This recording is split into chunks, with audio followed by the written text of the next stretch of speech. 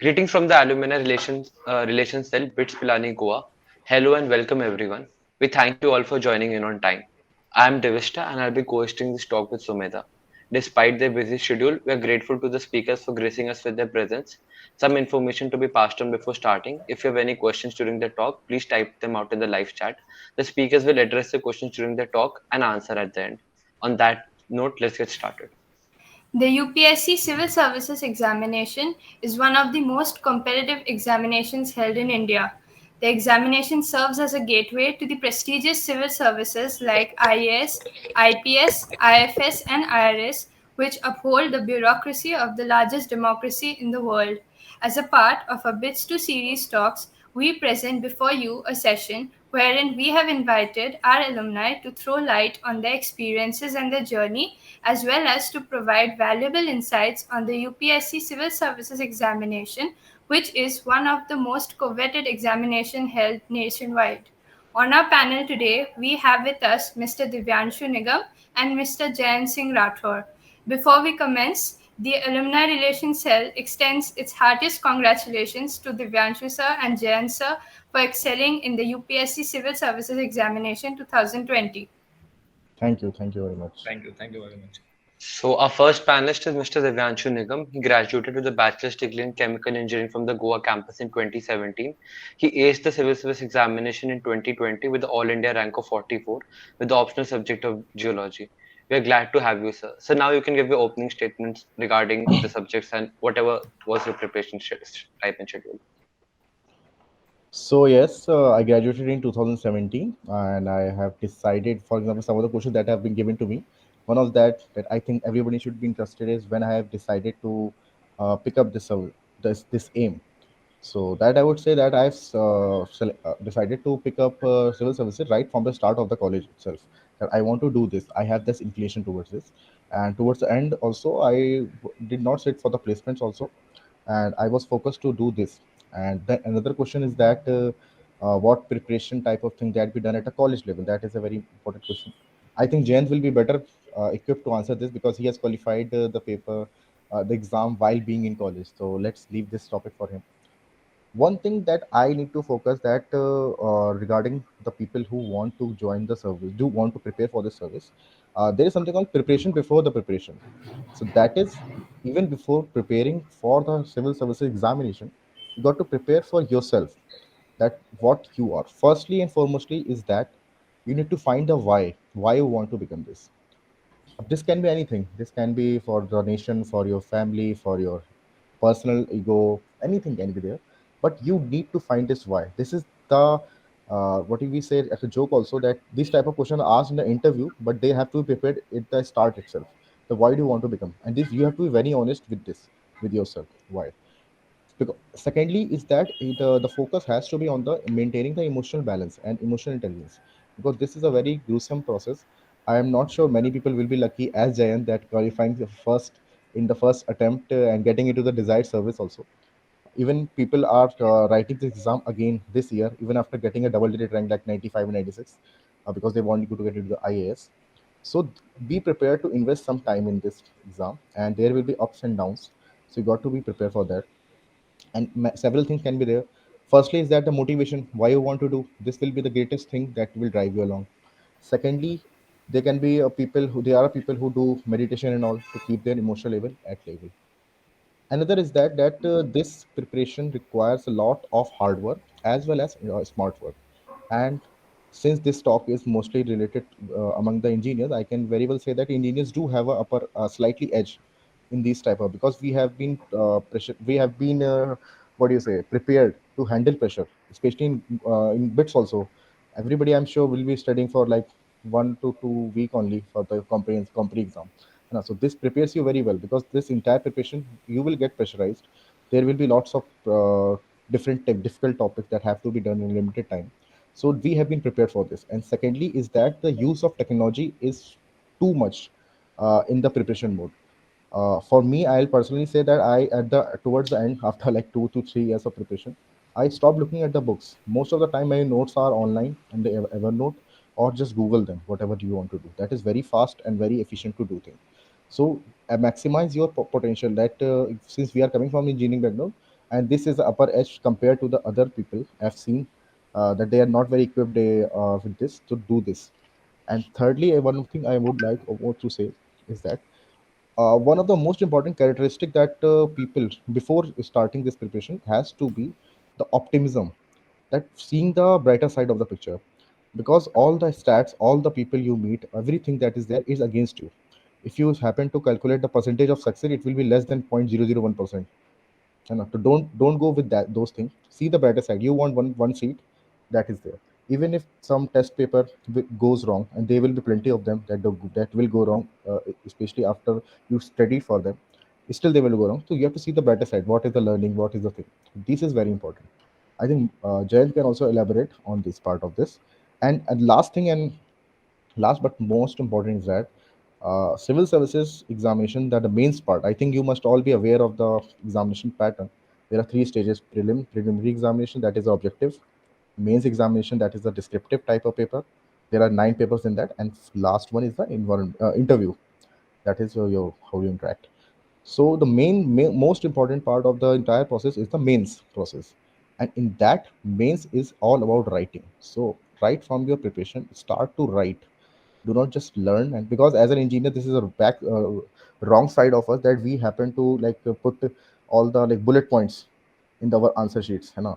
They're just a numerical, just number plus minus करते हो. Or especially people who coming from the computer science background, I think they have forgotten how to actually write a paragraph, because most of the time most of the exams are done in the coding language itself. So learn to do this thing also.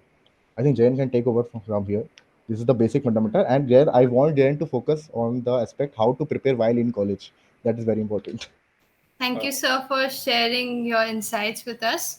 Our next panelist is Mr. Jayan Singh Rathore.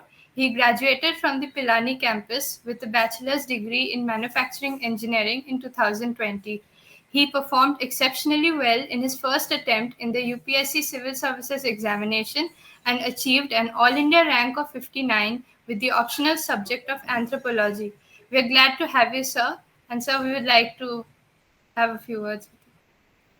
First of all, I like to thank Alumni Relations Cell of BITS Goa to provide such a platform for students. And I must say that Divyanshu bhai has also summarized it very well. So, सबसे पहले यार मैं ये बोलना चाहूँगा कि the idea of preparing for civil services, ये सबसे पहले आया था मेरे को after my having a bad experience in PS1. So मैंने डिसाइड किया कि मेरे को प्राइवेट सेक्टर में तो नहीं जाना, because I was not kind of guy that can serve in the private sector. And also हमारे एक टॉक हुई थी in 2017. Anudeep Durishetty sir, he had ranked fun in our in the UPSC examination, so that also inspired me. So in my third year I decided that I'll be giving the UPSC civil services examination. Now the point कि college के साथ कैसे prepare करना है, इसके लिए काफ़ी 3-4 aspects है जो एस्पिरेंट्स को ध्यान में रखने. The most important one is the time management, because आपको अकेडमिक्स के साथ अपना प्रिपरेशन भी जारी रखना पड़ेगा. एंड फोर्थ ईयर ऐसा होता है जब प्लेसमेंट पार्टीज चलती होती हैं और बहुत सारे डिस्ट्रैक्शंस होते हैं जो आपको अवॉइड करने पड़ेंगे. तो वो एक बहुत इंपॉर्टेंट फैक्टर रहता है, बिकॉज एक इनर्शिया रहता है कि प्रिपरेशन कब स्टार्ट करते हैं. Most of the students think कि हम preparation after graduating from college will take a drop. But मेरे केस में ये था कि I decided to opt a thesis in my 4-2. In 4-1 I completed one Dell and one UL. So the major focus should be on time management. It also depends a lot on the kind of seniors that are guiding you. So fortunately मेरे case में Ankur Tiwari sir, he is in Indian Postal Service. उन्होंने मेरे को starting से guide किया. उन्होंने he even evaluated my essay copies as well. So the main as Divyanshu bhaiya mentioned कि the preparation before preparation, it is a very important aspect, because बहुत बार ये होता है कि बच्चों को the nature of examination है समझ नहीं आता है, or what UPSC demands, because ultimately mains is the key to success. Even interview do play a very important role, but mains will decide कि आपको कौन सी सर्विस मिलेगी.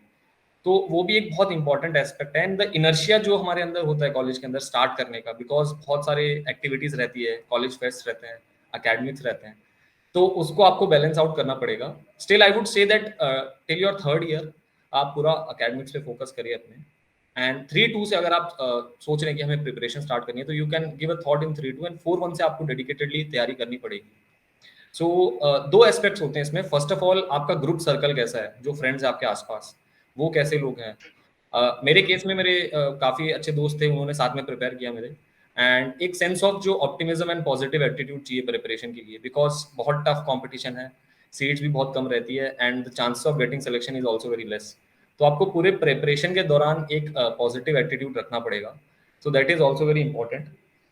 थर्डली ये कहूँगा कि it is all about practice, because जेई के बाद से हमारा इवन क्वेश्चन आंसर जो प्रीलिम्स में होता है उसका प्रैक्टिस भी छूटा होता है, एंड कॉम्प्री में जो या फिर एग्जाम कॉलेज के अंदर जो आंसर्स लिखते हैं उनकी क्वालिटी इतनी अच्छी नहीं होती जो मेंस के लिए ज़रूरी है।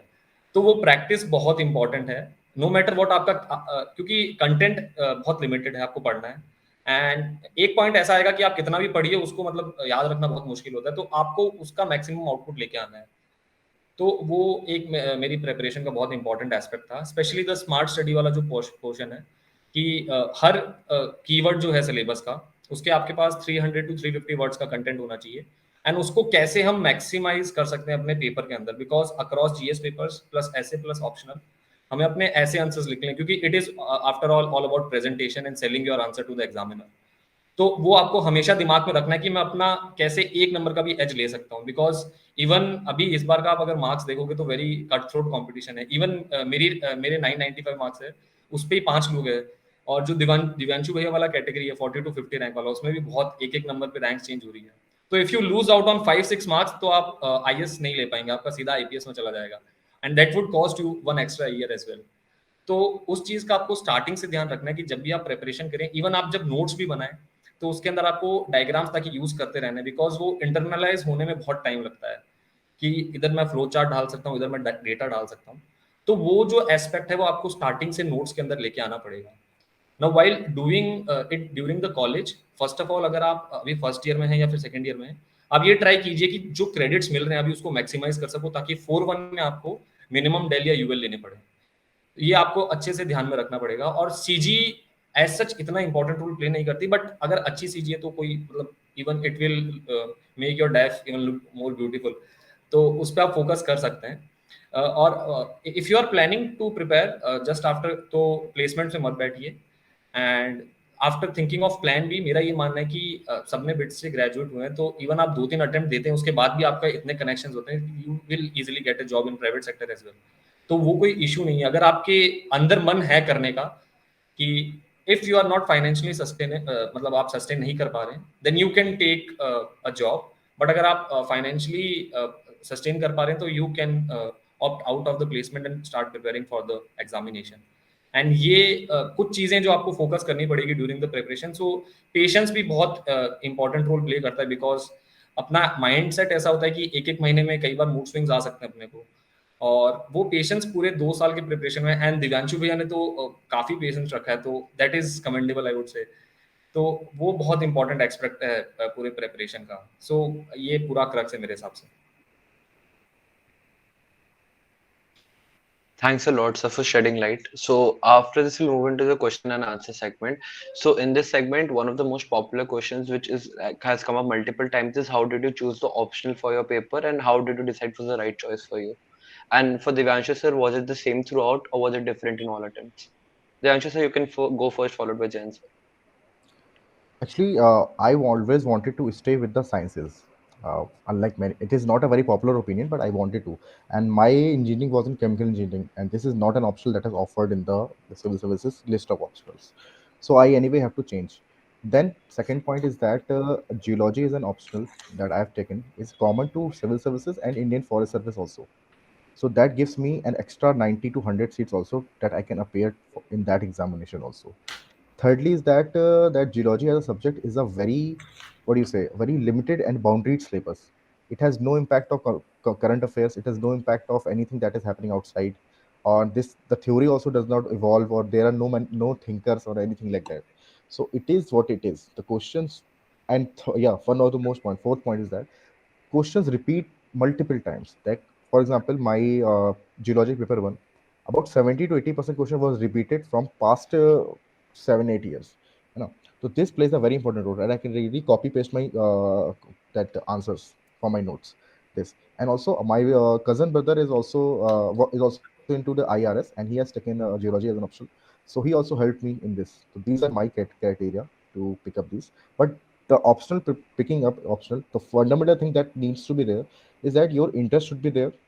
Secondly is that material is available in that optional, and some guidance. That is the most important point. If some guidance is available, any option can be achieved and can be successful. For example, for the ones who are taking an unorthodox optional, for example, like myself only, geology is not a very popular option. You don't get any coaching, and and I think last 10 to 15 years nobody from geology option has got into the IAS. But then I got the guidance, I got a right kind of what do you say inputs at the right time. So this is the most important thing, that you need to believe in yourself, that any option that you have picked up is a good option. There is no good or bad list of as an option. But yes, Jayant will be telling us more, because anthropology is a very famous option and has been consistently performing really well. And the syllabus is also limited. I think you can explain it more.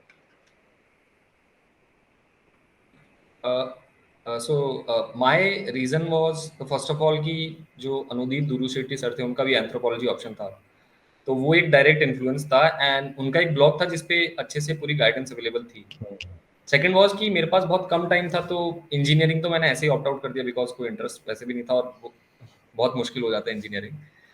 तो कुछ 3-4 criteria थे। तो first one was interest, बहुत important होता है, दिव्यांशु भैया mention, क्योंकि आपको 2 साल तक पढ़ना है एंड भैया के केस में जैसे उन्होंने 4 साल पढ़ा है वो ऑप्शनल, तो वो सस्टेन करना बहुत मुश्किल होता है। Even one of my friends उसने इनिशियली एंथ्रोपोलॉजी लिया था, then he switch to mathematics. तो आपको लेने से पहले ये डिसाइड करना पड़ेगा कि आपका उसमें एक्चुअल इंटरेस्ट है या नहीं है। सेकंड फैक्टर कैन बी कि उसका जो एंथ्रो का सिलेबस है दैट इज मोर प्रिसाइज, और उसका syllabus within 3-4 months you can complete it. So that was also one major criteria. And जो उसका परफॉर्मेंस है लास्ट ईयर से, इवन इस साल भी उसने बहुत अच्छा परफॉर्म किया है, वो भी एक बहुत इंपॉर्टेंट रोल है because it is all about competition. आपको अच्छे नंबर लेके आने हैं, इंटरेस्ट भी इंपॉर्टेंट है, बट ये तीनों फैक्टर्स आप अगर मिक्स में लेके चलेंगे so that would be the best option. और एंथ्रोपोलॉजी का एक खास बात और है कि इस पे गाइडेंस अवेलेबल है, जो बुक लिस्ट है that is very well predefined. And as भैया के जैसे केस में क्वेश्चंस रिपीट हुए थे, हमारे पेपर 2 में almost 70 to 80% of the questions got repeated. Even though paper 1 was little bit unconventional, paper 2 में बहुत सारी चीजें जो थी वो रिपीट हो गई थी, तो उसके लिए आप पहले से प्रिपेयर करके रख सकते हो। So these are the criteria जो बच्चे अपने दिमाग में रख सकते हैं। First one is interest, second one is कि उसका कैसा ट्रेंड है, and third one is resources and guidance available. So इन फैक्टर्स पे डिसाइड कर सकते हैं। Okay, so sir, this was a very common question asked by many aspirants. That is coaching, whether it's online or offline. Is it really required to ace this exam? And you can go first, Jayan sir, for answering this question. मेरे case में ये था कि मैंने optional की coaching ली थी गर्मियों के दौरान, and even though I also enrolled in Bajiram coaching as well offline. So मैं दिल्ली से अप डाउन करता था, जो बहुत फ्यूटाइल एक्सरसाइज है, आई वुड से कि मतलब अब तो ऑनलाइन हो गया, क्योंकि हमारे टाइम में इतनी सारी कोचिंग ऑनलाइन नहीं थी, only Vision IAS was there. But Covid के बाद ऐसा सिनेरियो है कि हर कोचिंग अब ऑनलाइन प्लेटफॉर्म पे आ गई है। एंड आई वुड से कि as a whole coaching will not only determine कि मतलब ओनली कोचिंग करने से it will not guarantee you success, but मैं ये बोलना चाहूंगा कि do play a role. Basically जो बात होती है कि जो पाथ है वो कोचिंग दिखा देगा, बट अल्टीमेटली चलना आपको उसके ऊपर ही है, ठीक है। तो कोचिंग का जो मेन मोटो है वो गाइडेंस का है। अगर आपको सीनियर्स के थ्रू वो गाइडेंस मिल सकती है that is well and good, but मेरे केस में ये था कि मेरे पास एक तो टाइम कम था, प्लस मेरे को गाइडेंस नहीं थी इतनी, और दूसरा जो ऑडियो विजुअल मैकेनिज्म के थ्रू हम पढ़ते हैं तो उससे ज्यादा मैं ग्रास कर पाता हूँ। अब जैसे फॉर एग्जांपल मैं डायरेक्टली कोई किताब उठाऊंगा, उसको पढ़ने बैठूंगा, तो मेरे से नहीं हो पाएगा वो। बट मैं अगर कोई वीडियो लेक्चर के बाद में उस किताब को पढ़ता हूँ तो that would be more beneficial for me. So मेरा थॉट प्रोसेस ये था उसके बाद। एंड इवन आफ्टर लॉकडाउन जब जो 1.5 साल का प्रिपरेशन है that is through online coaching, ठीक है। ऑनलाइन कोचिंग बेसिकली जो टेस्ट सीरीज था, and I also enrolled in Forum IAS current affairs programme as well. So ये था बेसिकली पॉइंट, ये कि अगर आप कॉलेज में प्रिपेयर कर रहे हैं, अगर आपके पास प्रॉपरली गाइडेंस अवेलेबल है तो आई वुड से कि इतना ज़रूरी नहीं है। बट अगर आपको लगता है कि कोचिंग करनी चाहिए तो इसमें कोई हार्म भी नहीं। आप 4th ईयर में आप कॉलेज के साथ कर, क्योंकि कॉलेज का एक फ़ायदा ये कि कोचिंग आपको एक डिसिप्लिन में लेके आ जाती है कि अगर आपका लेक्चर है तो आप बैठोगे 3 घंटे पढ़ लोगे। कॉलेज में वैसे ही इतनी सारी एक्टिविटीज़ होती है कि आप इंडल्ज रहोगे, हो सकता है वो स्किप हो जाए, बट एक गिल्ट फैक्टर रहेगा। अगर आपके पास आपको ऐसा लगे कि मेरी क्लास है अभी, मैं क्लास अटेंड कर लूँ, तो आपका अल्टीमेटली वो पढ़ाई हो जाएगी। तो इसमें मेरा ये टेक था बेसिकली। बाकी Divyanshu will more put a like on. मेरे हिसाब से coaching are not that important. It hardly plays 15 to 20% in your role in your selection. Most of the time is it's your self study that has to be done. And then, as Jayant has said, that what you require is guidance. And role of coaching is also only guided. It will just tell you that you, for example, in modern India, it will just tell you that these things events happen. It won't be getting in deeper into that because they don't have the time and they don't have the will, because anyway they are getting like thousands of people, students, and even if one gets selected they are okay with that, and every batch. So my take is that do not depend on coaching. Do or do not, like, you do want to do coaching or you do not, that has to be a personal decision and financial decision also, because these coachings are very expensive also these days. And these days the most of the things are available on the YouTube and torrent, or some types of link, or 2 3 people can take a one course and share among with themselves because of the thanks to online. So that can also be done, and most of the content is available online if you just are a good researcher. For example, pick up any news. For example, so Taliban. You want to study about Taliban? Just Google Taliban and add UPSC to that. Taliban UPSC. You'll get enough number of links to form your opinion, form that, this and that. So I do not think that it is good to give so much money to these people just to like uh, waste. I would consider it waste. Rather, you can just seek anybody's guidance, and reading blogs is very important. For example, Anudeep Durisheti, that has been a huge influence on me, and I have always followed his style of answer writing and essay preparation. So that is a very good blog. I think I will give you the link also. You just write Anudeep Shetty on the Google, you'll find it. He has given a very detailed how to make notes, how to study, how everything. So even if now many people come to me that what to do, what to do, just go to that blog and read it. वो पूरा बना बनाया recipe दी हुई है.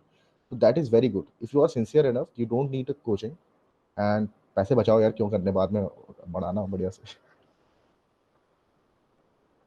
Absolutely, sir. So you both emphasized right now the importance of current affairs. So, like, how did you like? At what time did you like started getting current affairs, and like, did you used to follow monthly newspapers, or like this coaching material past like current affair issues? So, how did you keep in mind the current affairs, and did you make notes of important stuff that happened, and what did you do?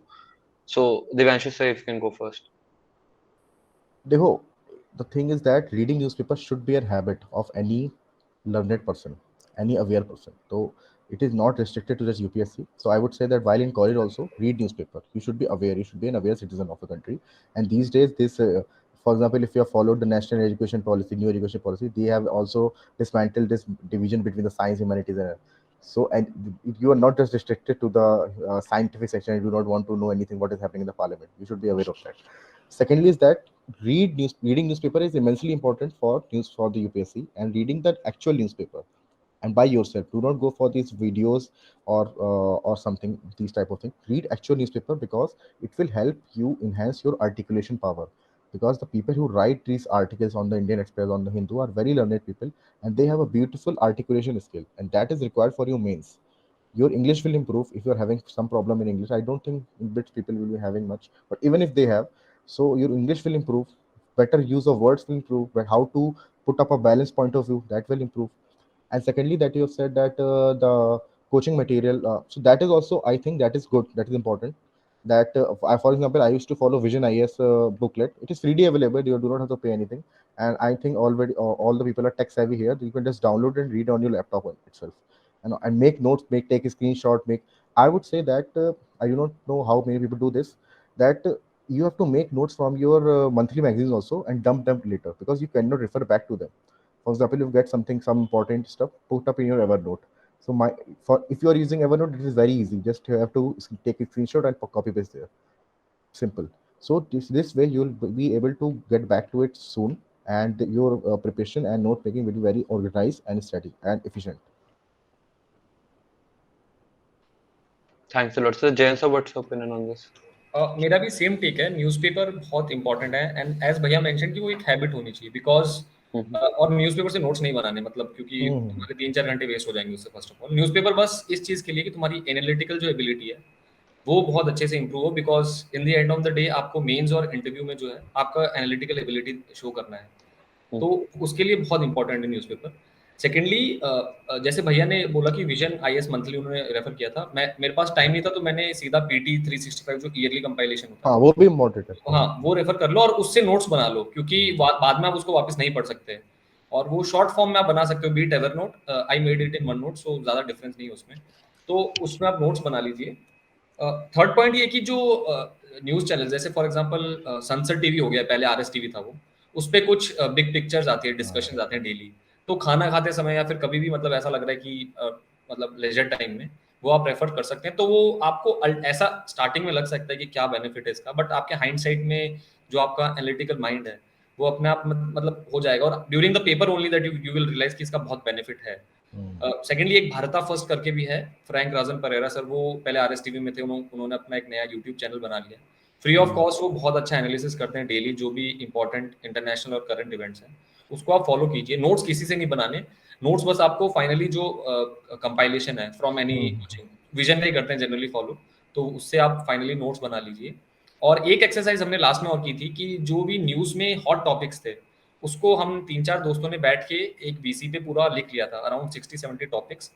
तो उस topics पे आप, जैसे भैया ने बोला कि वो टॉपिक लिखिए, आगे उसके यूपीएससी लिखिए, तो दृष्टि आईएएस, इनसाइट्स आईएएस, सबके एनालिसिस आ जाते हैं, 360 डिग्री आपको पूरा प्रीव्यू दे देंगे, उससे फिर आप डायरेक्टली नोट्स बनाइए, तो आपका होलिस्टिकली पूरा नोट्स कवर हो जाएगा करंट अफेयर्स का।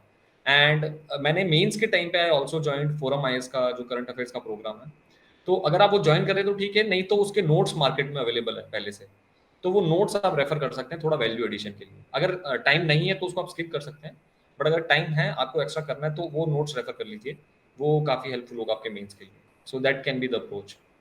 एक और चीज़ मैं बोलना चाहूँगा, जैसे क्या होता है कि प्रॉब्लम क्या होती है कि लोग करंट अफेयर में ना इवेंट्स फॉलो करते हैं। You should not follow events, you should follow issues. जैसे अभी तुम सबसे बड़ा एग्जांपल तालिबान का अफगानिस्तान वाला एरिया है। Every day new events are happening. UPSC will never ask you this. UPSC will ask you what is the issue, why this happening, है ना, what are the future prospects of it, what are the major power types. Same with everyone. For example triple talaq. So while that hearing was done, I was in the preparation mode. I think Jayant was not at that time. So at the triple threat, every day new event, new type of arguments were coming. That is not an issue. That is not your take. You have to just wait, let it over, and get the issue. What is the crux of the issue? Get 5 points in favor, 5 points in negative, and your conclusion. That's it. You do not have to get into the political aspect of it. And never read politics, entertainment, sports, or any ideological or over critical article. You won't be able to replicate it on the paper, है ना। आप सरकार के exam देने जा रहे हो तो सरकार के पक्ष में रहो, तभी हो पाएगा। ठीक है, that is the thing. Thank you for your insights, sir. Another common question that is being asked is that how important is it to solve mock tests, और ये इसका ideal time कब होता है to start solving these mock tests? So sir, Jain sir, you can go first for this. यार आई would say कि सबसे important ही practice है पूरे एग्जामिनेशन के अंदर। यस, आप कितना भी पढ़ लो, पर अगर एक भी मॉक टेस्ट या बहुत कम सॉल्व करोगे तो उतना आप स्कोर नहीं कर पाओगे।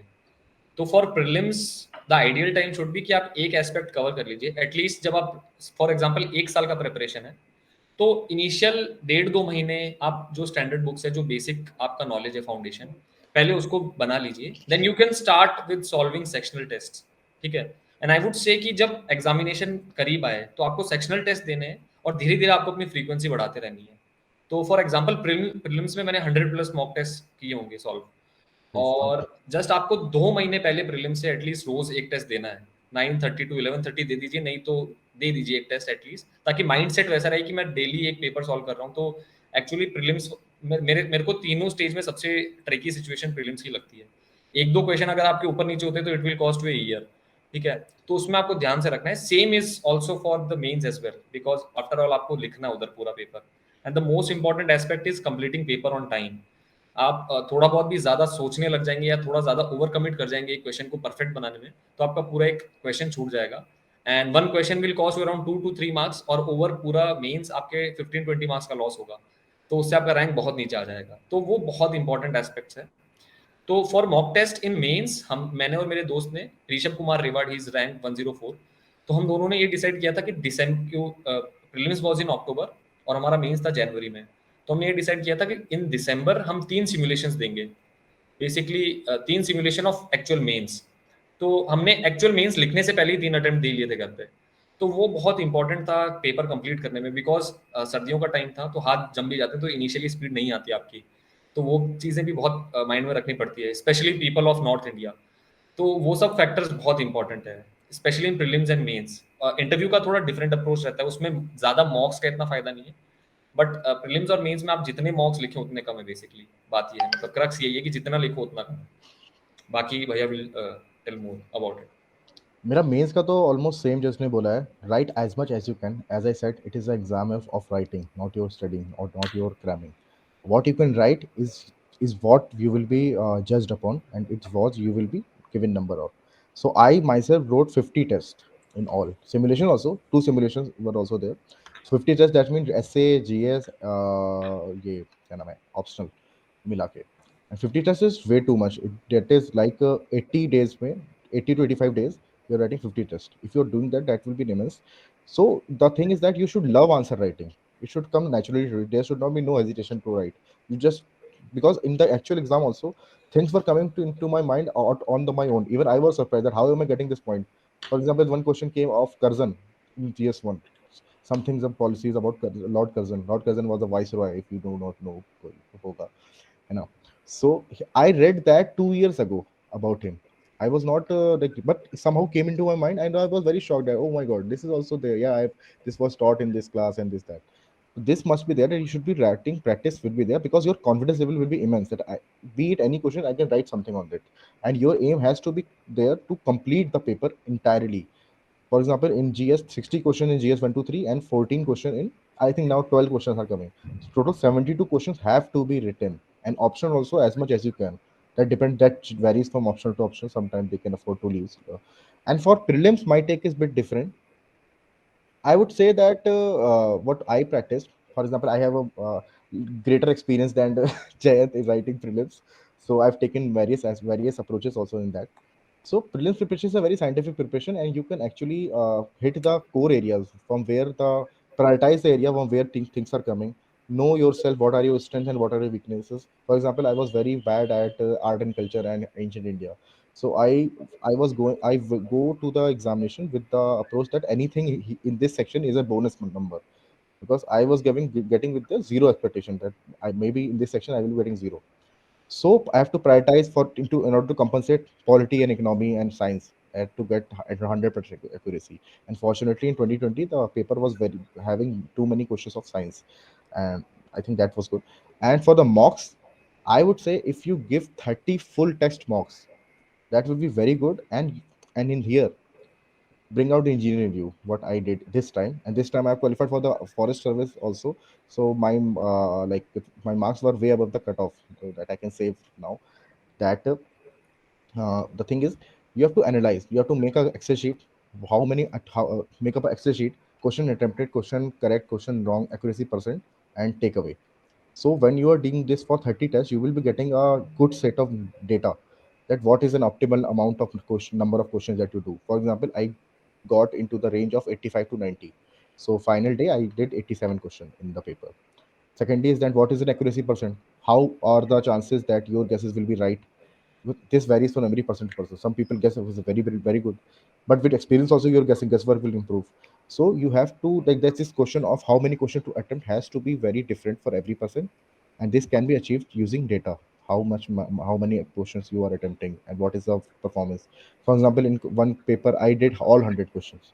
I got very bad marks in that, so I got that my guessing is not that good. कि सब question करके that you will get there. So this has to be done. And 30 mocks, 30 full test mocks. Sectional you can give at any time. But since I am also a veteran in this examination, so I avoided sectional because I have already seen this. Jayant has a different take on this because he is a very new. He is still 1 year senior to all of the people who are just watching this. है ना, तो वो भैया ही है तुम्हारे अभी तो. So है ना. So after 2-3 years, you will be getting over with the sectional. I do not like sectional papers, so focus on 30, at least 30 full test mocks. That is very important for prelims.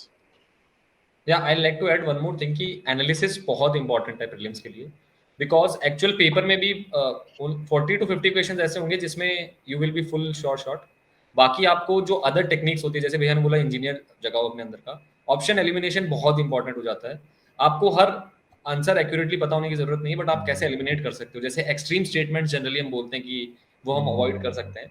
तो ये generally ability जब develop होगी जब आप ज्यादा mock दोगे. सो ये मैंने एक टेक लिया था उससे. एंड ऑल्सो जैसे भैया ने बोला कि हर स्टूडेंट की एबिलिटी अलग होती है क्वेश्चंस अटेम्प्ट करने की, बट स्टिल आपको एक कट ऑफ रखना पड़ेगा कि मैं एटलीस्ट 75 से या 80 के से ज्यादा कर रहा हूँ. क्योंकि कुछ लोग होते हैं जो सिर्फ 70 क्वेश्चंस अटेम्प्ट करके आते हैं, बट कट ऑफ अगर 100 जा रही है तो आपकी एक्यूरेसी बहुत ज़्यादा होनी पड़ेगी। तो कई बार वो फ्यूटाइल एक्सरसाइज भी हो जाती है, तो उसको भी आप अच्छे से ध्यान से रखिए, and that will also come out from the analysis as well. So that is also very important part. And here, kya, since prelims is the most sought after thing and very most famous thing about UPSC, that prelims mein you have to have focus on the past year question that are most important. Even if you are not able to, not having the time to do the mocks, do the past year question and at least last 10 years paper.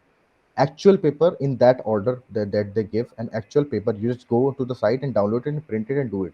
Do not go for the section wise. Actual, what is the order of the, what is, how the questions are numbered and all that.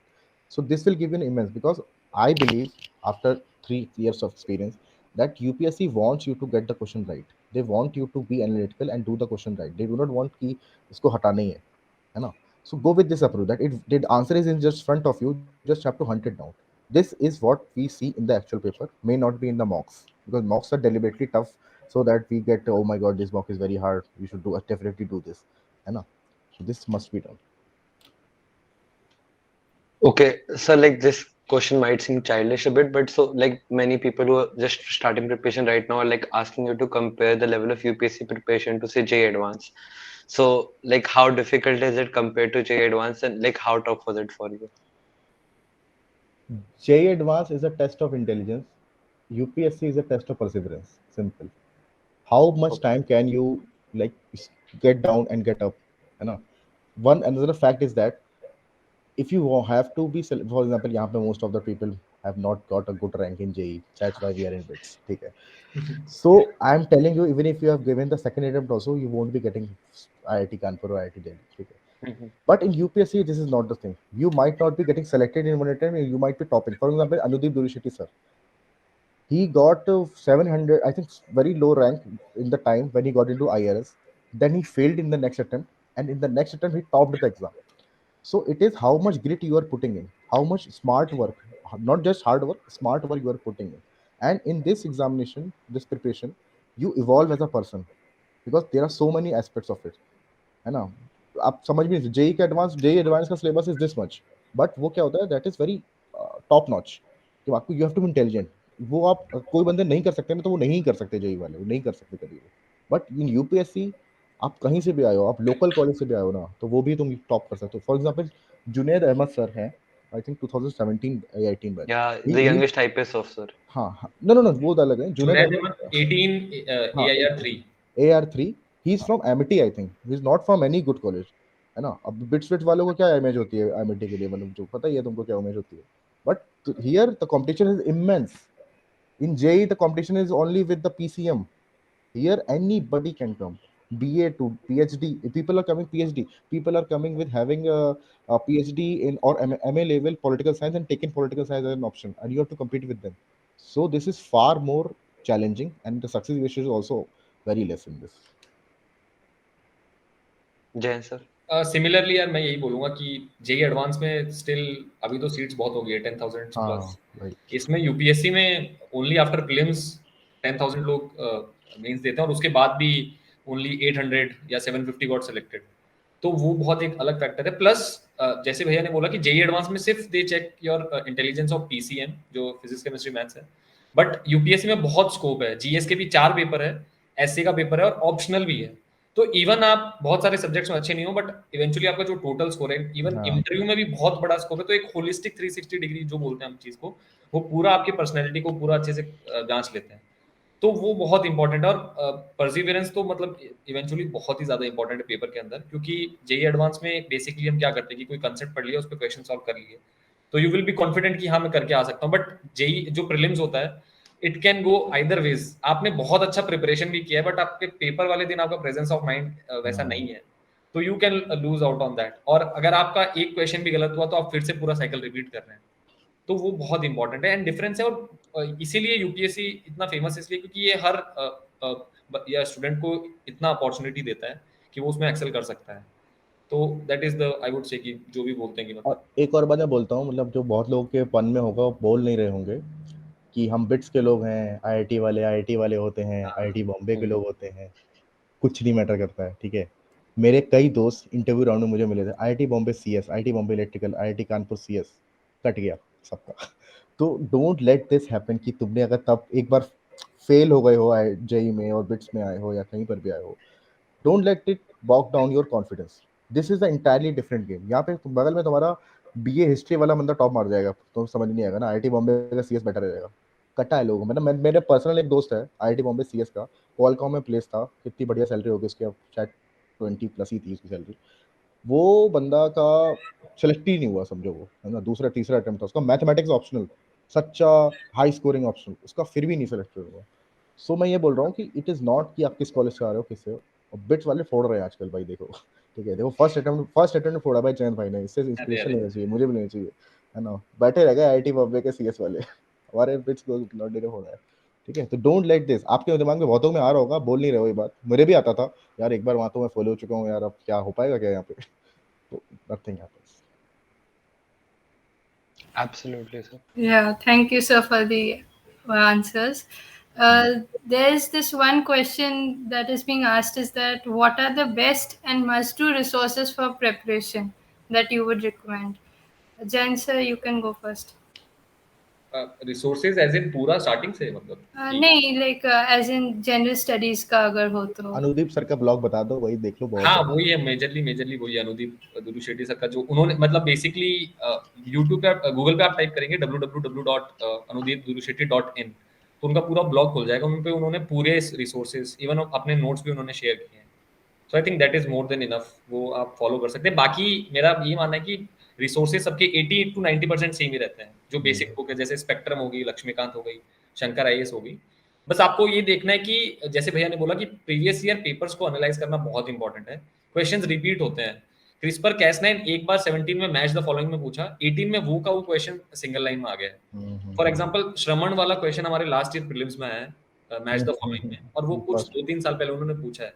तो as it is आपको देखना पड़ेगा कि क्या कहाँ से question पूछ रहा है यूपीएससी।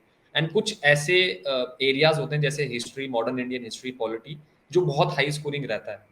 तो उस हिसाब से आप उस चीज को अप्रोच कर सकते हो, प्लस थोड़ा ट्वीक कर सकते हो, बिकॉज शंकर आईएएस जो है एनवायरमेंट के लिए it is a bit outdated मेरे हिसाब से, 17 की हो गई है। तो आप नए नए करंट अफेयर्स कोई भी एक कोचिंग का बुकलेट आप पढ़ लीजिए, तो उस तरीके से आप अपने रिसोर्सेज को सब्सटेंशिएट कर सकते हो। बाकी जो अनुदीप गुरु शेट्टी सर का ब्लॉग है वो that is I think more than enough, तो वो कवर कर देंगे उसके अंदर। इसमें मैं थोड़ा ऐड कर दूंगा कि देखो दुरुशेट्टी सर का जो है वो तो करना ही करना है। बाकी आपका फोकस होना चाहिए कि आपके जो सिलेबस में है ना उसके बारे में पता होना चाहिए, वो कहीं से भी आ रहा हो वो। आपको जरूरी नहीं हर बार बुक पे जाना है। You do not have to refer to Laxmikanth all the time. If you are getting a doubt that how the PRI system works, है ना, LSG system works, local self government, so just google this, you might be getting a better source. This in particular, if I say that, I don't think that is important for many, that in geography there is hardly any good source. You just had to read the what do you say, NCRTs. So most of the time Google came to my rescue. There are very good videos on YouTube. There are very good material on what this is poor man's IAS karke ek hai, this thing is the PMF IAS. PMF IAS is there. So you will be getting very good material from random things. You just have to, for example, there is a, I would say that I had a problem to understand El Nino and La Nina, and I always got confused what is there. So there is a video by Australian weather forecasting agency, whatever there is. So they have given a very beautiful video. So it is not a recommended source for anyone, but it is there for general awareness. So you can to refer to that, है ना। तो source आपका Google है, सबसे बड़ा source is Google. Google करो, research करो, अपने अंदर का थीसिस जगाओ और यहाँ पे आओ। एक और चीज ऐड कर देता हूँ कि मैं और मेरा फ्रेंड प्लान कर रहे हैं कि अगर टेलीग्राम ग्रुप हो पाए, बाकी भैया का भी टेलीग्राम ग्रुप है, वो he will share his link, या फिर एक ब्लॉग बना पाए तो उस पे पूरे नोट्स प्लस जितनी भी स्ट्रेटेजी प्लस बुक लिस्ट है वो हम मैं लोग। तो डाल रहा हूँ, मैं तो अपने चैनल पे डाल दिया ऑलमोस्ट। वैसे अभी ना वो लोग को जरूरत नहीं है, वो नए नए बच्चे हैं, बिल्कुल जरूरत नहीं है। हाँ ठीक है, इतना बट ये बहुत इंपॉर्टेंट चीज है कि मतलब आप हर चीज को गूगल करिए, क्योंकि इतना ज्यादा एडवांटेज है इंटरनेट का कि आप कुछ भी आपको लगे, कुछ भी कंसेप्ट समझ नहीं आ रहा, छोटा से छोटा आप गूगल कर लीजिए या फिर यूट्यूब पे देख लीजिए। जैसे अमित सेन गुप्ता सर भी एक, उनका भी ज्योग्राफी का एक हाँ चैनल है, वो भी ज्योग्राफी बहुत अच्छा है। रजतनील मैम, उनके free of cost video lectures है ज्योग्राफी के, आपको और कुछ पढ़ने की जरूरत ही नहीं है, बस वो पढ़ लेंगे आप। तो थोड़ा डायनामिक रहिए और ज्यादा रिजिड मत होइए अपनी अप्रोच में कि मैं ये बुक कवर बाय कवर पूरी करूंगा, वो नहीं करना आपको। आपको बस ये देखना कि आपका कितना मार्जिनल यूटिलिटी हो सकता है। टॉपिक क्या है, वो टॉपिक पता होना चाहिए। और आजकल तो करंट अफेयर इतना चेंज होता है डेली। फॉर एग्जांपल कोई भी गवर्नमेंट पॉलिसीज आ रही है, पीएम किसान आई थी, वो इतनी बार चेंज हुई थी। हाँ तो आप गूगल में भी देखो सबसे लेटेस्ट इन्फॉर्मेशन कौन सी है ना, वो करना है आपको। तो मेजरली यही था। Okay, so a popular question among our audience is like, what is the roadmap would you suggest for like the second year student right now who is right now in his second year? So Jayan sir said more like focus on your CG and try to max out the credit. So like, what are the steps he can take right now to put, you said preparation before the preparation. So how does he put himself in that mindset, him or her? First चीज ये कि थोड़ा 10-15 दिन लगा के पूरा paper का examination का जो प्रोसेस है वो समझ लीजिए अच्छे से। डायरेक्टली बुक्स पे जंप मत करिए, टॉपर टॉक जितनी देख सकें देखिए, बट लास्ट में अपनी खुद की एक स्ट्रेटेजी बना लीजिए। वो ये कि मतलब सुनो सबकी, फिर लास्ट में करना अपनी है। इवन जो मैं तो ये भी बोलूंगा, जो मैं या फिर सर बोल रहे हैं उसको भी फेस वैल्यू पे मत लो, अपने हिसाब से उसको फिल्टर आउट करो और एक स्ट्रेटेजी बना लो अपनी। तो बेसिक स्ट्रेटेजी यही हो सकती है कि एक बार टॉक्स देख लो और ऑप्शनल में भी थोड़ा मतलब गो थ्रू कर लो। अब मैं तो ये कहूंगा कि सेकेंड ईयर में तो बहुत ज्यादा आपके पास स्कोप है, टाइम है कि अलग अलग ऑप्शनल्स के सिलेबस देख लो, यूपीएससी पे सब कुछ अवेलेबल है, पास्ट ईयर पेपर्स देख लो, तुम्हें क्या इंटरेस्ट कर रहा है। बाकी जो प्रेपरेशन वाला फेज, अगर आप बहुत श्योर हैं कि आपको फोर्थ ईयर के बाद करना ही है, क्योंकि सेकेंड ईयर के बाद आपका PS1 भी होगा, फिर थर्ड ईयर में भी आपको बहुत चीजें करनी होगी, 3-1 या 3-2 से आप सीरियस थॉट दे सकते हैं। मैंने सीरियस थॉट 3-2 में दिया था एंड आई डिसाइडेड कि 4-1 से तो सीरियसली प्रिपरेशन स्टार्ट करना ही है। तो 4-1 में मेरे को बस एक डेल और एक ह्यूएल ही करना था। तो उस सिचुएशन में आपको होना पड़ेगा कि आपके क्रेडिट्स बहुत कम रहे फाइनल ईयर में। और थीसिस जो है, मैंने इलेक्ट्रिक व्हीकल्स पे थीसिस ले लिया था, ऐसा जो यूपीएससी में भी थोड़ा बहुत काम आ जाए या फिर इंटरव्यू में काम आ जाए। इंटरव्यू में काम आता बहुत, अगर पूछा जाए, पता नहीं पूछा नहीं पूछा। हाँ, तो वही है कि वो बहुत हेल्प कर जाता है कि आपका खुद का अगर इंटरेस्ट भी है वो यूपीएससी से रिलेटेड, क्योंकि अब तो इतना ज्यादा स्कोप देता है बिट्स की आप ह्यूमैनिटीज के प्रॉफ के अंडर भी थीसिस ले सकते हैं।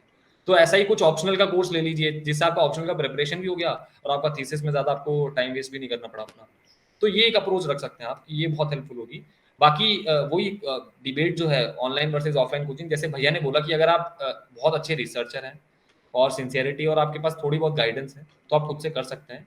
और बाकी अगर आपको लेना ऑप्शन तो यू कैन ऑलवेज गो कि ऑनलाइन कोचिंग करनी है तो कर सकते हैं, क्योंकि बहुत बहुत टाइम आपके पास। अब इवन तो अब तो टेलीग्राम पे वीडियोस आर आल्सो अवेलेबल, तो वो भी करने की जरूरत नहीं है, सब तो फ्री वो में चीज। अवेलेबल है आजकल। हाँ, भगवान मिलता है, नोट्स भी मिलते हैं बट ढूंढने वाला चाहिए। तो वही चीज है कि ये अप्रोच रख सकते हैं आप इसके लिए। Okay, anything to add, Divyanshu sir? यार ये यही बता पाएगा, मैंने तो पढ़ा ही नहीं था ना मैं क्या बताऊं। Okay, sir. Okay, so sir, there's this one more common question, that how did you prepare for the stage 3, that is the interview or the personality test? And अगर आप लोग के एक्सपीरियंस भी अगर बताए कि कैसे हुआ था and कैसे क्वेश्चंस आए थे, so sir, Jain sir, you can go first for that. यार फर्स्ट ऑफ ऑल ये कि वो क्लियरली मेंशन करते हैं जैसे कि पर्सनालिटी टेस्ट है, नॉलेज का टेस्ट नहीं है, बट ऐसा कि नॉलेज भी होना चाहिए, ठीक है। मतलब पर्सनालिटी आपकी नॉलेज से ही कॉम्प्लीमेंट या मतलब सप्लीमेंट होगी।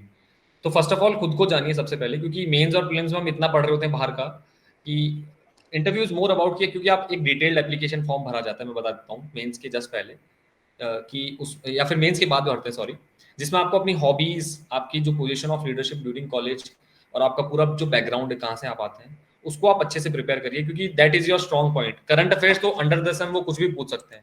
अब उनका मन हुआ कि उनको आपको ग्रिल करना है तो वो ऐसा क्वेश्चन पूछ ही लेंगे जो आपको नहीं आता। बट डैफ के कुछ ऐसे क्वेश्चन है जो आपको आने चाहिए। और पर्सनैलिटी रिलेटेड क्वेश्चन बहुत इंपॉर्टेंट होते हैं। जैसे मेरे से पहला क्वेश्चन ये पूछा था कि if you call your friend what would be the good things that he would tell about you. तो अब ये ऐसा क्वेश्चन है जो आपको किसी कोचिंग के मटेरियल में नहीं मिलेगा, पर ये क्वेश्चन ट्रांसक्रिप्ट में पहले से आ गया था, तो मैंने वो उधर से प्रिपेयर कर लिया। तो मेरा interview was on 23rd of August, जो बीच में कहीं था, और पहले के बच्चों से वो पूछ लिया था और उन्होंने अपलोड कर दी थी अपनी ट्रांसक्रिप्ट, तो मैंने वो उधर से प्रिपेयर कर लिया था वो क्वेश्चन। फिर next question was what would be the bad things that he would say about you. तो बैड थिंग्स में आप ऐसी चीज नहीं बोल सकते जो उनको एकदम ही बैड लग जाए कि वो फिर तो एकदम ही डिस्क्वालीफाई कर दे उस पॉइंट ऑफ टाइम पे। सर मैं थोड़ा ऐसा डिसऑनेस्ट घुमा हूँ, फिरा के ये बोलना मत बोल पड़ेगा। रहा। हाँ, सर मैं डिसऑनेस्ट हूँ ये मत बोल रहा।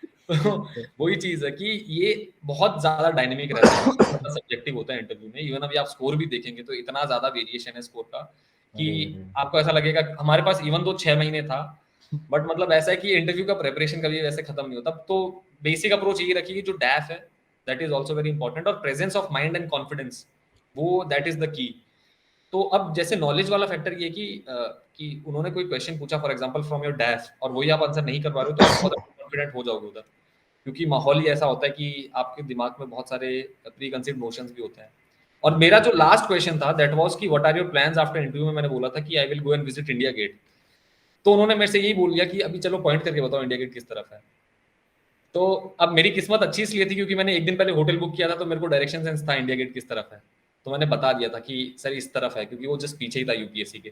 तो ये सब चीजें के लिए आपको प्रिपेयर रहना पड़ेगा। और ये अपने कॉलेज में जो फेस्ट वगैरह करते हैं, बहुत ऐसी सिचुएशन होती है जब प्रेशर के अंदर हम रहते हैं, तो इन सब सिचुएशंस को आपके अंदर डालना पड़ेगा। और डेली रात को सो जब आप या फिर प्रिपेयर कर रहे हो, तो खुद से भी थोड़े सवाल पूछो कि मेरी स्ट्रेंथ्स क्या है, मेरी वीकनेस क्या है, व्हाट आर माय मेजर जो भी लाइफ इवेंट्स है जो मैं उनके सामने कोट कर सकता हूँ, ताकि उनको एक पॉजिटिव इमेज जाए। बेसिकली जो सिविल सर्वेंट का एक एटीट्यूड होता है, basically positive attitude would be the best thing. आपको कहीं भी अपनी नेगेटिव अप्रोच नहीं रखनी है। सेकंड, आप कॉन्फिडेंट होने चाहिए। थर्डली, आपकी डिसीजन मेकिंग जो एबिलिटी है वो बहुत स्ट्रांग होनी चाहिए। इवन एक बहुत फनी इंसिडेंस भी है कि जब उन्होंने पूछा था मेरे से कि इंडिया गेट किस तरफ है, तो जो सर के साइड में जो मैम बैठी थी, उन्होंने मेरे को एकदम उल्टा डायरेक्शन बताया था। और अब मेरे को ये नहीं पता कि वो मेरे को प्रॉम्प्ट कर रही थी वो डायरेक्शन बोलने के लिए, तो मैंने वो मतलब नहीं बताया। मैं अपने उन्होंने मेरे से 2 बार पूछा था कि अपना डायरेक्शन बताइए, तो मैं उसी चीज पे स्टिक किया। तो हो सकता है कि वो ये चेक करना चाह रहे हो कि इज दैट कैंडिडेट गलीबल, कि वो प्रेशर हैंडल कर सकता है नहीं कर सकता। तो बहुत सारी चीजें, बहुत सारे वेरिएशंस है, मतलब कि आपको हर सिचुएशंस के लिए रेडी रहना है। मतलब उधर कुछ भी क्वेश्चंस पूछ सकते हैं वो लास्ट में, और बीच में कमेंट, क्योंकि एक one panel member was constantly looking at my shoes, वो देखे ही जा रहे थे बार बार। मतलब मेरे को लगा ये क्या हो रहा है, मतलब बहुत थोड़ा ऑकवर्ड सिचुएशन भी था। मैं कोई भी आंसर दे रहा हूँ, वो बस मेरे जूतों की तरफ ही देख रहे थे पूरे इंटरव्यू में। जब उनका क्वेश्चन करने का टाइम आया, जब उन्होंने face to face eye contact रखा, तो ये मतलब बेसिकली ये बहुत फनी इंसिडेंट था। और मतलब आपको प्रिपेयर रहना पड़ेगा ऐसी सिचुएशंस के लिए, बिकॉज इंटरव्यू में लोएस्ट स्कोर इस बार मतलब मेरे हिसाब से 120 से लेके 215 तक है। तो वो पूरा ही डिसाइड कर देगा कि आपको लेना या नहीं लेना। इवन जो अपने कनिष्क भैया है, he is a senior, 43 rank आई उनकी, उनके इंटरव्यू में ही स्कोर 206। यस। बट अगर आप उनका इंटरव्यू एक्सपीरियंस, उन्होंने from a friend I got to know his experience, तो उनका एक्सपीरियंस उन्होंने भारत ही बोला था कि बहुत अच्छा एक्सपीरियंस नहीं था। तो आपको ये भी नहीं पता चलता कि आपका स्कोर कितना रहेगा। तो मैं ये उसका उल्टा हूँ, मेरा एक्सपीरियंस काफी अच्छा था, नंबर अच्छे नहीं आए मेरे। पता नहीं मुझे क्यों, क्या किया उन्होंने वहाँ पे, है ना। तो यही है। बाकी भैया ऐड कर देंगे प्रिपरेशन का जो मेजर पार्ट। क्या देखो, interview is the most celebrated part of the preparation, सबसे फन पार्ट यही होता है। तो जैन ने काफी अच्छे से बताई दिया है how what do you expect. Actually they have in the notification also they have given the number 7-8 qualities that they expect you from them, है ना। तो you have to prepare for that. But leave aside, वो तो बहुत बात की बात है, तब तब कर लेना। What as a college student from now you can do this, that you got to be aware of the things that are happening. So read newspaper, you need to form opinions on the important things that are happening. You need to be good at speaking at your language, be it Hindi, be it English, or be it anything, because they allow you to speak in they even allow you to write mails in English and give interview in Hindi. So you should not be hesitant about that aspect. Some people, because most of the people do face this problem, they write very good English but they do not speak very good English. So उसमें आपको बिल्कुल भी confidence लो नहीं होना है. The thing is you should be comfortable in the language that you do. For example, जैसे क्या होता है कि this preparation, even if it extends for 2-3 attempts, secludes you from the rest of the world, है ना. Because you are in your room, you are just studying. You are aware of the international things that are happening, but you are not aware of the things that are happening around you, है ना. We are aware of what is happening in Taliban, but not aware of what is happening next door to me. So in this, what you need, you should be in touch with your non-UPSC people, that these things are happening. You should be talking to them. You should not be. You should talk in a way that other people understand. ये नहीं कि सारे constitution की बातें पेल दी, है ना. उस पर समझ ही नहीं आता वालों क्या बात करी. तो आप you should be fun in talking, because आपका जो सर्विस का प्रोफाइल है ना, for example you are getting to Indian administrative service और इंडियन फॉरेन सर्विस. अभी आजकल वो स्नेहा मैम का बड़ा फेमस हो रहा है, वो उन्होंने पाकिस्तान को रिप्लाई किया है जबरदस्त, देखा होगा शायद तुमने. तो it's all about how you present yourself, आप कैसे बात करते हैं. आप गरीब, ऐसे वैक्सीन के लिए जाना है आपको, लोगों को वैक्सीन मतलब एज अ डीएम आपको जाना है वैक्सीन हेजिटेंसी कम करने के लिए. How will you convince those rural people. तो इट्स योर कन्विंसिंग पावर. तो हाउ यू स्पीक पे आपको अभी से फोकस करना है, because it can not change with in the period of 2-3 months. बाकी नॉलेज वॉलेज तो देखो मेंस पर क्लियर करोगे तो आ ही जाएगी, नॉलेज के लिए भी परेशान मत हो. But how to you speak, how do you convey your point in an emphatic manner, in effective manner, सामने वाला कन्विंस हो जाए. This is all life also. आपको आप कॉलेज में भी देख ही लोगा, कोई फेस्ट ऑर्गेनाइज करो, biggest part is to convince the teachers, to convince the Ramesha sir if is there. है ना. तो that is there. He's there. तो बस वही करना है ना, उनको कन्विंस करना. That is the thing, that is also required in the life also. Okay, sir. So now a question which has come up many times is like, did you ever have a backup plan, and did it ever be a source of demotivation? Like, you were once tired and you felt like, "चल backup plan तो है, I'll fall back on this." And do you feel having a backup plan can lead to you not giving your full to the paper, to the prep? I mean. Jayant, बताना तुम्हें या मैं करूँ? आप करो इसमें. देखो, this is a very personal question to every person. The answer also varies very. It depends on a lot of factors, your own confidence, your own willingness to write exam, because many of time people write exam just under the parental pressure. That is sure shot, no selection. They never be get selected. First of all, this way. Third is how much effort you want to put in, how many years you want to put in, what is the financial status of your family, and how much what is the friend circle you are getting. This all factors decide this. Nothing is a good answer, nothing is a bad answer. Plan B is good for many people. In fact, one of my friend, he's also a batchmate of mine in the bits. He could not clear the exam. He got 1 mark less than the cutoff. He got 943 marks. The cutoff is 944. But he is having a very good job as of now. It pays over a lakh per month. So he's not that distressed. But some of my friends who could not clear and are having no jobs, so they are in a very bad state of mental condition as of now. So no answer is good or bad. At a personal level, for me there was no plan B. I believed in the philosophy of burn all your bridges, burn all your boats. If you are come, just give it your 100%. बाकी देखा जाएगा, भगवान के नाम पे छोड़ दो. But I am not saying this is the only thing. कि मेरा ओपिनियन है, फॉर अदर्स अदर भी हो सकता है, उनका भी सही हो सकता है. Many a time it works, many time it does not work. That depends on lot of factors. Similarly यार मेरा भी यही प्लान था, मतलब कि ऐसा दिमाग में मैंने सोचा ही नहीं था कभी प्लान बी है, बिकॉज मेरा इतना ज़्यादा मन उठ गया था प्राइवेट सेक्टर से हाँ यार. कि मेरा मतलब ऐसा था कि जाना इसी फील्ड में, आगे देखेंगे मतलब क्या होगा 2-3 अटेम्प्ट के बाद. वो तो ऑलवेज फॉल बैक ऑप्शन है ही. बट मेरा पॉइंट कहने का ये कि अगर आप फाइनेंशियली स्ट्रांग हो और बहुत अंदर से मन है देने का, तो बैकअप प्लान का भी मत सोचो.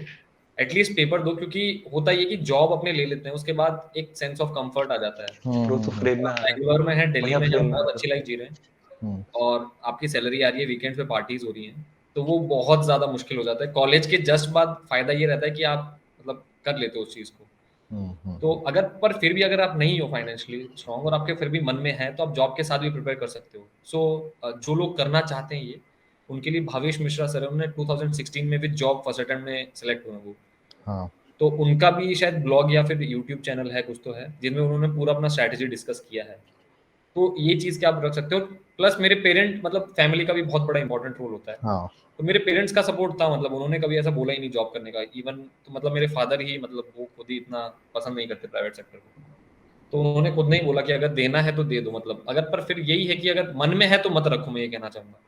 वो फिर बाद में लाइफ में 10-15 ईयर्स के बाद ये गिल्ट नहीं होना चाहिए कि काश उस टाइम में दे लेता, क्योंकि जॉब आपका रहेगा ही, मतलब ये. तो अगर स्ट्रॉन्ग बिलीव है तो आप दे सकते हो उसको, मेरा ये कहना है. मतलब उस आप ये मत सोचो कि आगे क्या होगा, मतलब छोड़ दो, जैसे भैया ने बोला, बाकी देखा जाएगा. एटलीस्ट आप 100% दीजिए अपना, सिंसियरली कीजिए. और इवन है, मतलब नेचर इतना एग्जामिनेशन का इतना डिफिकल्ट है कि हो सकता है कि आप बहुत तैयारी करें, उसके बाद भी ना हो पाए. तो ठीक है, उसके बाद का आगे प्लान आउट कर सकते हो आप. और बहुत ऑप्शन है, जैसे एमबीए भी कर सकते हो, कहीं पे जॉब भी कर सकते हो आप. पर अगर मन है आपका देने का, तो आप स्ट्रांगली उस तरीके से प्रिपेयर कर सकते हो, इफ आप फाइनेंशियली स्ट्रांग हो. बाकी other option is always there कि जॉब के साथ प्रिपेयर करना ही करना है. इनफैक्ट मैं इसमें ऐड 2-3 पॉइंट बता भी देता हूँ कि क्या ऑप्शंस होते हैं बात के. आरबीआई एग्जाम दे सकते हो आप, बहुत बढ़िया सर्विस होती है. बैंकिंग का आईएएस होता है वो, ठीक है. आरबीआई एग्जाम दे सकते हो आप. फिर आपका थिंक टैंक्स इतने आजकल आ रहे हैं. आईपैक सुना होगा आपने, कि कुमार किशोर के, प्रशांत किशोर का है. इस टाइप के बहुत, नीति आयोग में मिलती है, मिल सकता है. आप बिकॉज तक अगर आप सिंसियर स्टूडेंट रहे हैं, तो you must be getting so much knowledge that you can actually use this for research purposes. एक TISS होता है, Tata institute of social science, वहाँ जा सकते हैं. वहाँ पे एडमिशन मिलता है. वहाँ पे मोस्ट लाइकली व्हाट डू से यूपीएससी रिलेटेड लोग ही वहाँ पे मिलते हैं आपको सबसे ज़्यादा, ठीक है. फिर आपका क्या होता है, आप कोई बिजनेस विजनेस खुलना, तो वो तो है ही तुम्हारा ऑप्शन. और स्टेट पीसेस होते हैं, वो आप दे सकते हो. उसके काफ़ी देर तक एज होती है करने के लिए. और आजकल तो यूपीएससी भी होता है. अगर आप इंटरव्यू रिटर्न कैंडिडेट हो, तो they also offer you job. और मतलब there is an opening, for example GIFT City in Gujarat, उस पर वहाँ पे जॉब मिलती है. There other profiles also. So इतना मत सोचो, ठीक है. अगर एकदम ही किस्मत बर्बाद रही, तो फिर तो कुछ नहीं कह सकते. फिर तो क्या पता कल मर जाओ, क्या पता किसको क्या, है ना. तो आपको पॉजिटिव अप्रोच रखनी है. रीजन ना, पॉजिटिव अप्रोच लेके ही चलना है कि मेरा होगा सिलेक्शन, है ना. ये नहीं मत सोचो कि कितने में कितना होगा. आपको एक सीट चाहिए, एक सीट मिल जाएगी वहाँ पे, ठीक है. इतनी चाहिए आपको. यार प्लस एक चीज ये भी है कि अभी कितनी मिनिस्ट्रीज हैं उधर, अगर आप इंटरव्यू क्वालिफाई करते हो, जैसे स्पोर्ट्स वाला भी वैकेंसीज निकली, बहुत ऑप्शन हाँ, है आपके SAI का भी है, स्पोर्ट्स अथॉरिटी ऑफ इंडिया, पास। हाँ, बहुत ऑप्शन मिलेंगे तुमको, ऐसा मत सोचो कि और कि नहीं बस हो। बर्बाद और कुछ नहीं होना तो भाई।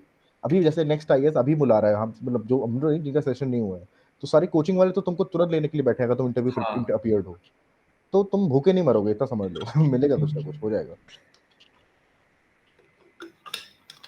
Okay, so sir, there's this question that how did you choose between thesis and practice school during your time in BITS, which helped you during your preparation as well? Jayant answer करेगा, मैं नहीं कर रहा आंसर।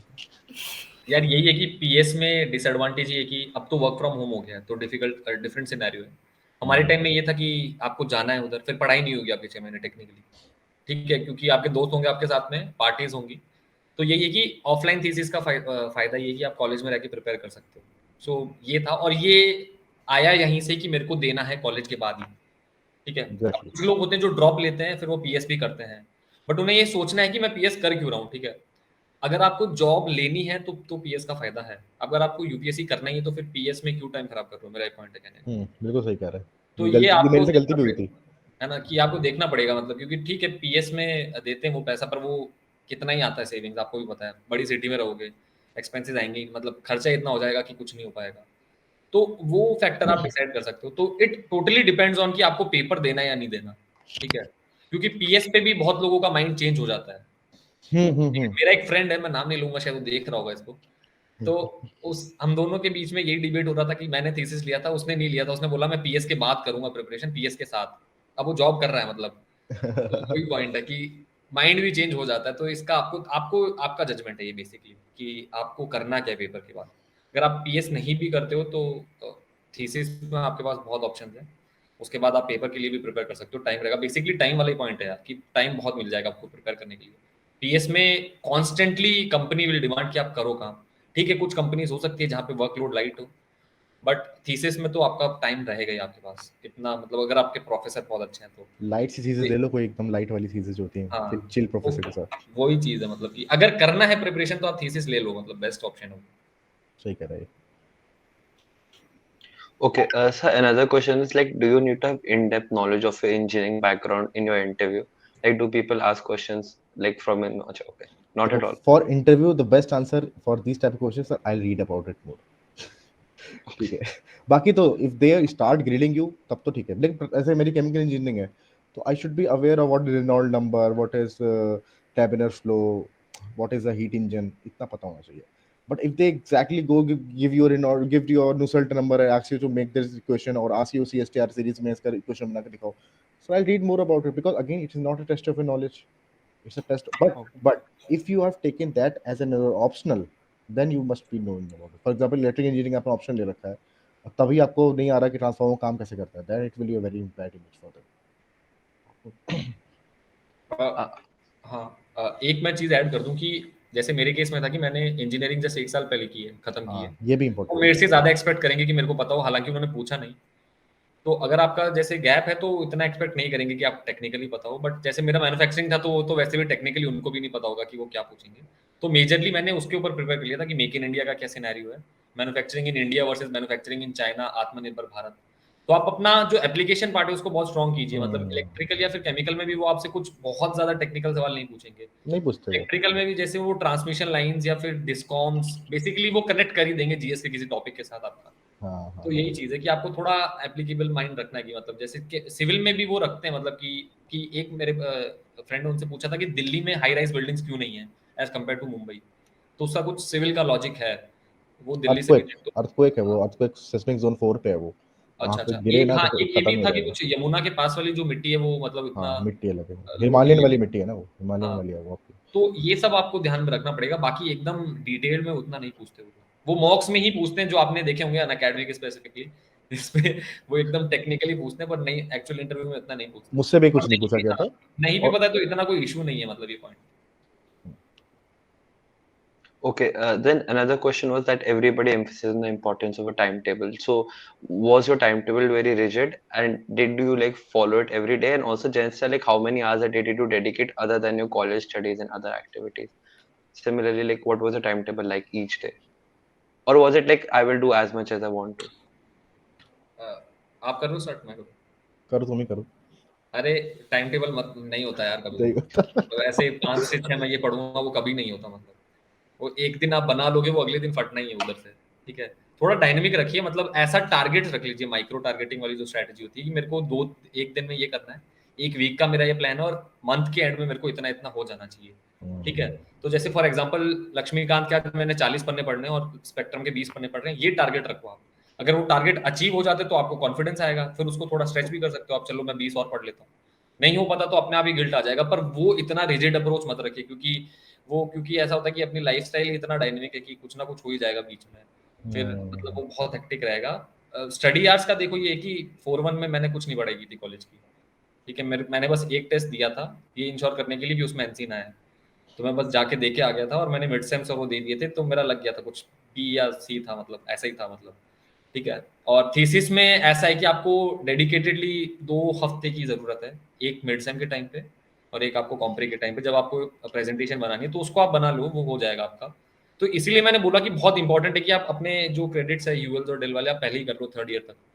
इवन एक मेरा दोस्त है, उसमें तो अर्ली ग्रेड भी कर लिया था 4-1 के अंदर ही, 4-1 के अंदर थीसिस करके सीधा वो 4-2 घर पे ही रहा है पूरा। तो वो भी ऐसे भी लोग होते हैं, फीस भी बच गई उसकी और उसको प्रिपरेशन का हाँ टाइम भी यार। मिल गया।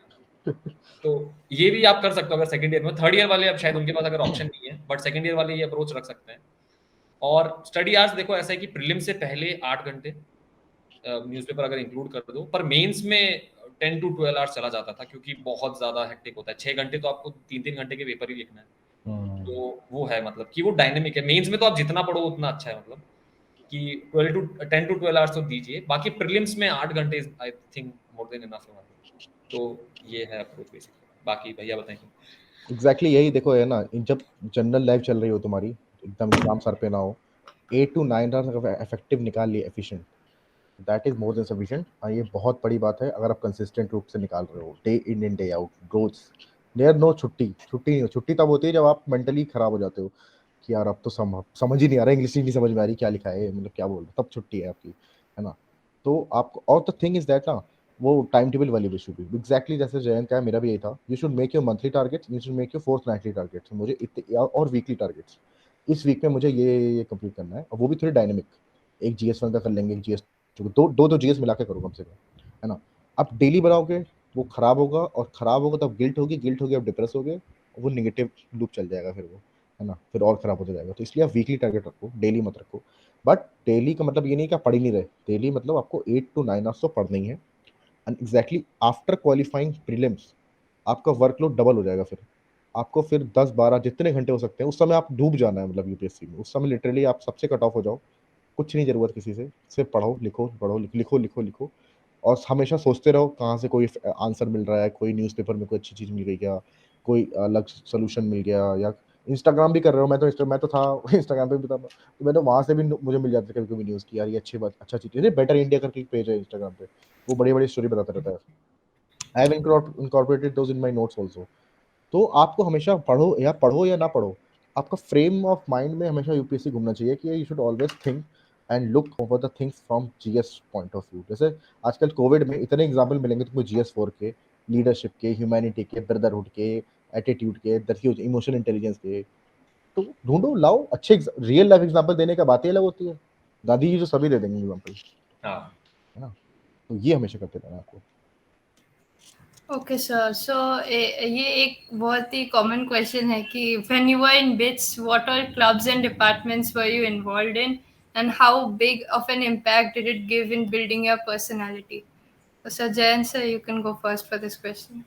यार मैं एक तो हिंदी प्रेस क्लब में था, और अ, एक पब्लिक पॉलिसी क्लब करके भी खुला था स्टार्टिंग में, तो उसमें भी मैं था, क्योंकि फर्स्ट और सेकंड ईयर में। उसके बाद तो मैं इनएक्टिव हो गया। इवन हिंदी प्रेस क्लब में भी मैं 3rd ईयर के बाद इनएक्टिव हो गया था। और हाँ, जो बिट्स की टेनिस टीम है उसका मैं पार्ट था, तो मैंने बॉसम 2 स्पोर्ट से खेला है। 2 साल में टेनिस टीम में था, फिर 3rd ईयर में मैं टेबल टेनिस खेलने लग गया था। तो इम्पैक्ट तो देखो ऐसा है कि स्पोर्ट्स बैकग्राउंड होता है, तो मेरा स्पोर्ट्स बैकग्राउंड था, तो क्योंकि यूपीएससी फिजिकली बहुत स्ट्रेन कर लेता है आपको, और आपका लाइफस्टाइल थोड़ा ऐसा हो जाता है कि हेल्थ इश्यूज हो जाते हैं आपको। तो मेरे को भी स्टार्टिंग में थोड़े हेल्थ इश्यूज हुए थे, तो उसका आपको ध्यान में रखना, और वो बहुत इंपॉर्टेंट रोल प्ले करता है। और जो फेस्ट में हम लोग पार्टिसिपेशन दिखाते हैं, that is also very detrimental. आपका जो प्रिपरेशन फेज है उसमें, क्योंकि बहुत अप्स एंड डाउन आएंगे आपके, है है ना, बहुत सारे ऐसे डाउन मोमेंट्स होंगे जब आपको ऐसा लगेगा कि क्या कर रहा हूँ, मतलब ऐसा मेरे को बहुत बार फील हुआ था कि मेरे दोस्त लोग इजीली सेटल्ड हैं, मैं प्रिपरेशन कर रहा हूँ, वो बहुत थॉट्स आते हैं आपको। तो जो मोमेंट्स होते हैं आपके कॉलेज के अंदर जहाँ से आपने बहुत कुछ सीखा होता है, that play a very important role. तो आई वुड से कि मतलब थर्ड ईयर तक तो यार मजे करो, मतलब तुम फेस्ट वगैरह में अच्छे से पार्टिसिपेट करो, और फोर्थ ईयर के बाद से अगर आपको करना है तो आप सीरियस थॉट दे सकते हो उस चीज़ को। मैं तो देखो यार, इसका तो फिर भी काफ़ी अच्छे से जैसे पब्लिक पॉलिसी वॉलिसी पढ़ी थी। मेरे तो देखो सारे सारे फेस्ट में, तुम्हारा वेव्स में था, क्वार्क में था, स्प्री में था, तीनों में कुछ ना कुछ तो करता रहता था। फिर मेरा बेस्ट फ्रेंड जो था, he was involve in the college politics, he went become, मतलब तुमने सुना होगा दमसानिया आनंद, शायद सुना हो नाम कभी, वाइस प्रेसिडेंट था पहले। तो पॉलिटिक्स में भी इन्वॉल्व रहते थे हम लोग, ठीक है। ये मतलब इसका ये भी तो, ये सिलेक्ट भी तो हुआ है ना डायरेक्ट कॉलेज के बाद, ये भी बात है। तो मैं तो देखो काफ़ी था। तो पर्सनैलिटी डेवलपमेंट की जो बात है, देखो पर्सनैलिटी डेवलप होगी ऑब्वियसली। आप the more you know, the more you will able to like relate कि कैसे कैसे चीज़ें हो रही हैं, हाउ ये कन्विंसिंग कैसे बढ़ रही है। अब आप सिर्फ पढ़ते रहोगे तो आपकी बात, जैसे बोला ना मैंने कि इंटरव्यू के लिए क्या, you should know how to talk, तो this will be developed when you are part of some group, है ना। आप सिर्फ सेल्फ स्टडी पढ़ते रहोगे, और कॉलेज होता भी नहीं है इसके लिए कि सेल्फ स्टडी पढ़ने के लिए, वो यूपीएससी आओ ना पढ़ो उसी self study. College is for group study, college for all the हरकतें, ठीक है। तो ऐसा कुछ नहीं होता है कि आप अगर बहुत मस्तीखोर हो तो आप नहीं कर पाओगे, नथिंग इज दिस। काफ़ी टॉपर लोग, बाकी टॉपर जो 9.5 से ऊपर होते हैं ना, वो आते ही नहीं पहली बात, है वो एमएस में चले जाते हैं। तो मेरा सीजीपीए 8 था फाइनल आते आते, लेकिन मेरा लोएस्ट सीजीपीए 5.2 भी था, रह चुका है, मतलब एक जीपीए मतलब, है ना। तो मेरा काफ़ी ऐसा साइन वे बने हैं वो, बड़ा था घटा था, फिर बढ़ाया, तो मुझे लगा यार 5.2 के आने के बाद मुझे लगा यार क्या मुझे सही में नहीं आता, क्या मैं बेवकूफ़ हो गया क्या। फिर मैंने अगली बार में 8 मारा था, तो मुझे लगा नहीं नहीं आता है ठीक है, फिर छोड़ के फिर 6 हो गया था।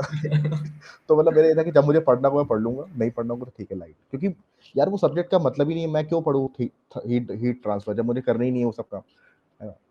तो ये होता है आपका। तो आप इन्वॉल्व रहो, खूब इन्वॉल्व रहो, खूब लोगों से बात करो, it will add to your personality as a whole, because the personality that you get in the college will be different, मतलब, है ना। कोई यही तो आपको डिफरेंशिएट करेगा एक रेगुलर कॉलेज और बिट्स आईआईटी इस टाइप के कॉलेज से। तो वो बहुत इंपॉर्टेंट है, करो जितना कर सकते हो करो। लास्ट ईयर में छोड़ दो जैसे इसने किया था, थर्ड ईयर तक करो, लास्ट ईयर में मत करो। लास्ट ईयर में वैसे भी कुछ नहीं होता, फोर्थ ईयर में तो सब रिटायर हो चुके होते हैं, सबका प्लेसमेंट चल रही होती है, तुम भी खाली बैठ के पढ़ो अपन। Sir, another question which is directed to Divyanshu sir is that, like, in hindsight, what did you feel that you did in your first two attempts that you would suggest people not to do? And like, what were the shortcomings and like, what is the advice you would give?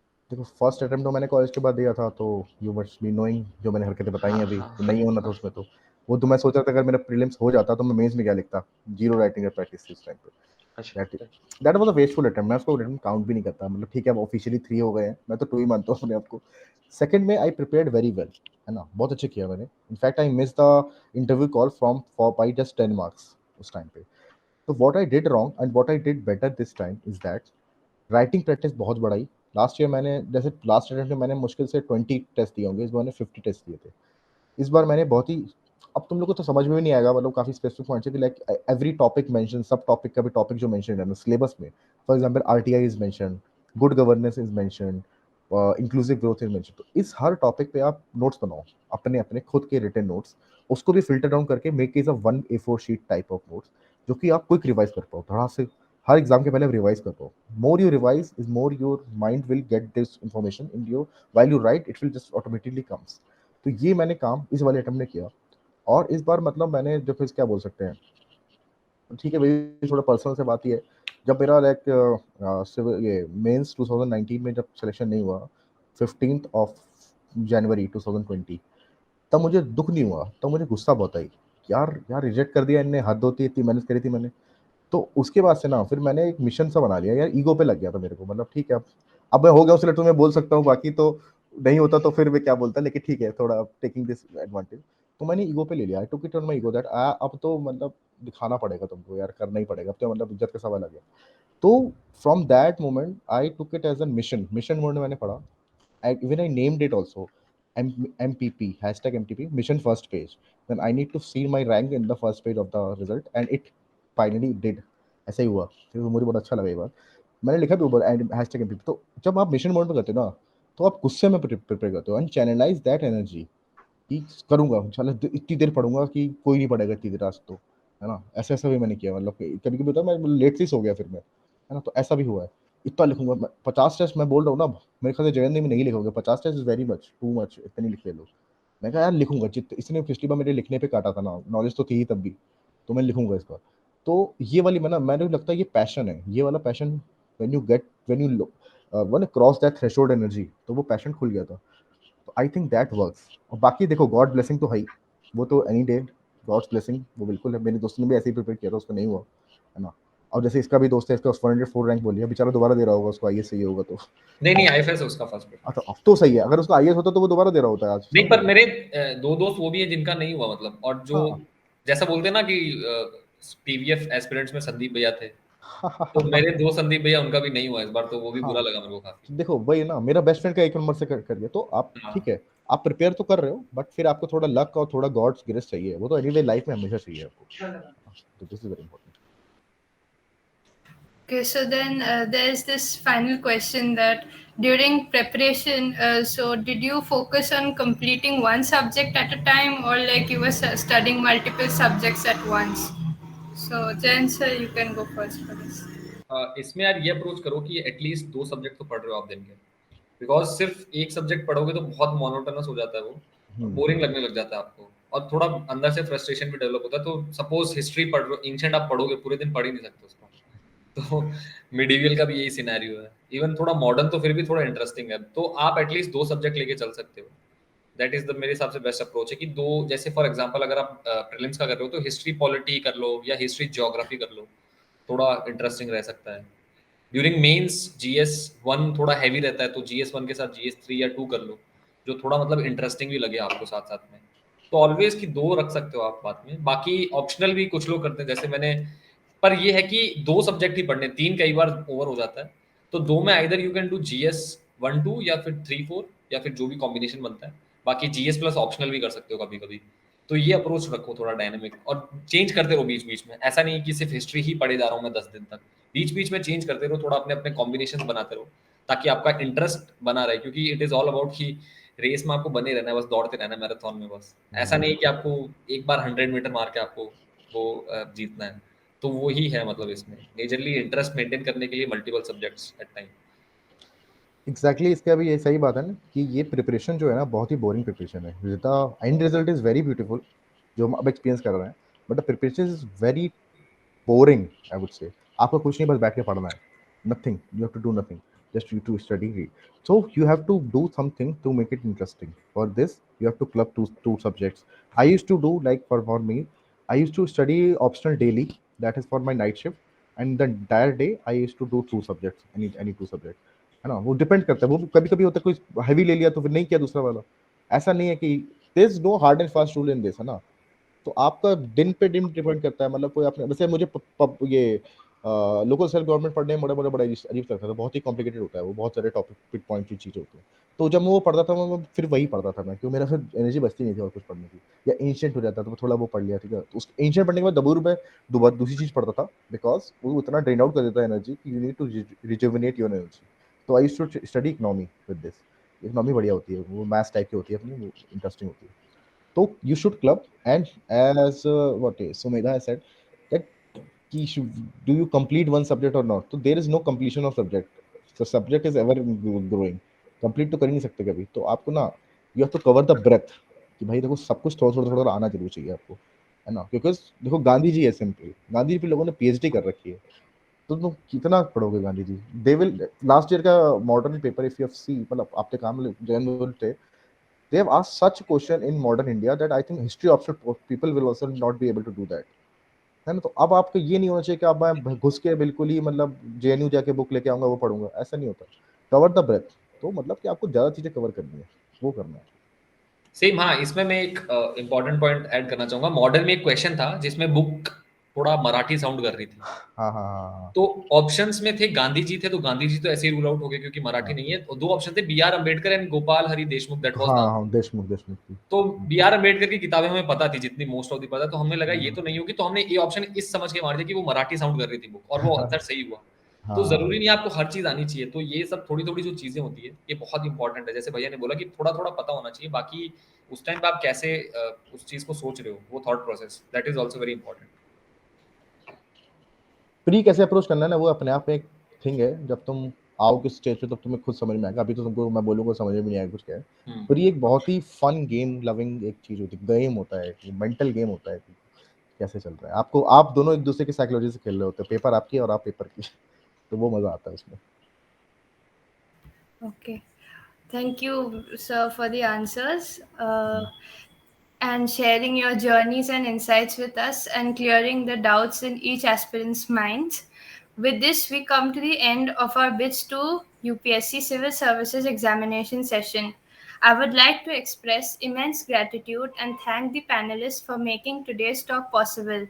On behalf of the Alumni Relations Cell, I would like to take this opportunity to convey best wishes to Divyanshu sir and Jayan sir and wish them a successful career in the prestigious civil services. And last but not the least, thank you to all the attendees who attended today's session. We hope that it proved to be insightful and will help you achieve your dreams.